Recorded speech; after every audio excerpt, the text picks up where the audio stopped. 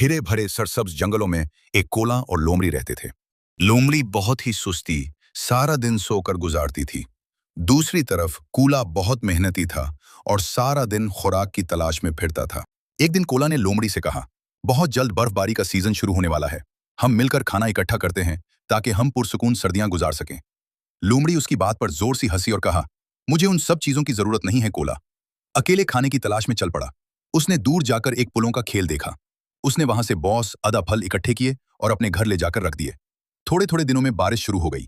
Cola अपने घर में सुकून से कराक का मजा ले रहा था, जबकि लोमड़ी दूसरी तरफ भूख से बेहाल इधर उधर खाने की तलाश करती रही। भूख से बेहाल होकर लोमड़ी निकोले के घर की तरफ रुक गया। उसने दरवाजा खटखटाया।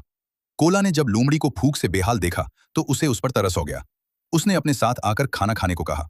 कोला ने लोमड़ी को समझाया कि मैंने तुमसे कहा था। लोमड़ी ने कोला से वादा किया, आइन के मेहनत करो न कि सुस्ती करो और खाना इकट्ठा करो। लोमड़ी बहुत शर्मिंदा हुई।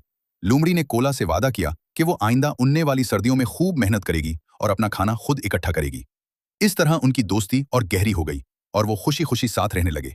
मेहनत का फल हमेशा मीठा होता है। Time to go home.